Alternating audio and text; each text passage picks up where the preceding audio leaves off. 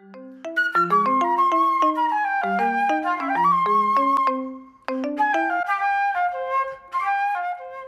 Edie Lush, and I'm here at the Hub Culture Pavilion in the Maya Riviera. Absolutely delighted to be joined by Juan Laserna, the editor of Dinero. Now tell me, first of all, the peace process in Colombia. How positive are you that we'll see good results, and what will the impact on the economy be? Well, I'm very cautiously optimistic about it because the FARC are a tough bunch, and it's difficult to trust them. It's difficult to know if they really mean a peace or if they just mean negotiations to get like a strategic advantage. And the truth is, one might wonder if a guerrilla group which feels that it is not defeated will actually and sincerely go into a peace process. So it's a tough call. I think we have to do it. I think we have to go through the moves, but the outcome is still uncertain. Some interesting uncertainties that Colombia is facing. We've seen a fall in the commodity price, some changes in interest rates. Tell me what effect you think that's having. Well, actually, that's a very interesting question. Colombia, basically in the last 12 years, became like an oil-dependent economy. Mm-hmm. And we developed like a fairly severe case of Dutch disease. That mm-hmm. means the appreciation sort of like destroyed a lot of other industries and a lot of exports. Now that the commodities went down, the currency depreciated significantly. So that poses several problems. One is, well, now like the fall and the shortcomings, the shortfalls in oil revenues will force probably the government to make a severe adjustment for next year. We also developed a very, I would call sort of paternalistic infrastructure in which we gave a lot of money away just, for women that are head of households, mm-hmm. But just without work.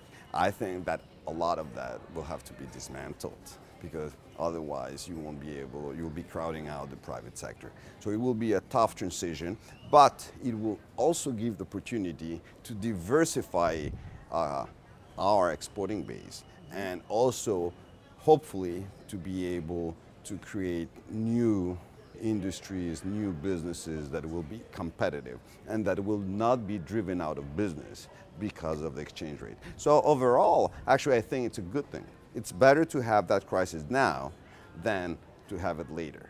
And just like as an anecdote, I was very, like a few weeks ago with some investors, and they said, well, are you going to discover oil? Do you want to discover oil? And I said, well, I don't know if we really want to discover more oil. I mean, it's better to have the pain now than to become sort of Venezuela-like economy. So I think that it has, obviously, it poses huge challenges, but it is also a great opportunity for the country. So what happens to Colombia if the peace process is successful? Well, that's actually a very tough question. I mean, some economists have estimated that we would have like an additional growth of about 2%. Mm-hmm. But some other analysts have said, well, the 2% was actually sort of experienced through the recuperation of a lot of the rural area of Colombia. So that's already built into mm-hmm. our growth, our current growth. So it is difficult because it will also require a lot of expenditures. But it will certainly make Colombia hopefully a more attractive place for investment and also reduce a lot of costs that are attached to the conflict that you cannot really quantify.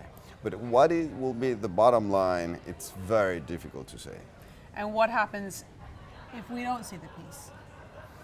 Well, if we don't see the peace, it will probably be Colombia as usual. Mm-hmm. But that also means that if we're able to sort out this crisis and we continue having a lot of the military buildup we've been able to achieve in the last years, the modernization of the Colombian army, the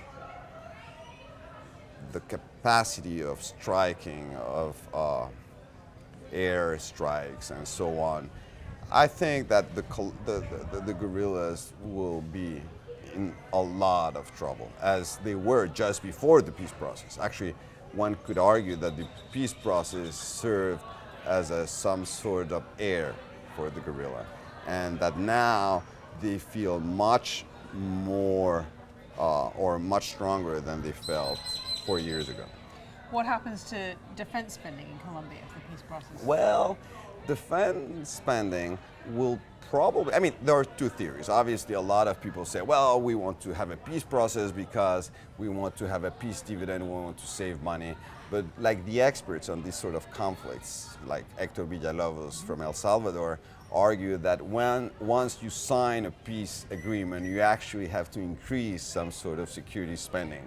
Because what happens is you break up these huge groups like the FARC that are very structured, very rigid, and a lot of them become common delinquency. So you actually have to be able to manage that situation and not have them become like they did in Central America, like a bunch of gangs and groups that terrorize like cities and countryside. In fact, if you look at Northern Ireland, we're still paying for the peace process, and it's been quite a few years. Some people would argue paying even more now than we were a few years ago. Well, yeah, but that also avoids a lot of problems. You know, if you look into like German reunification, its cost was 40% of GDP, and Germany West Germany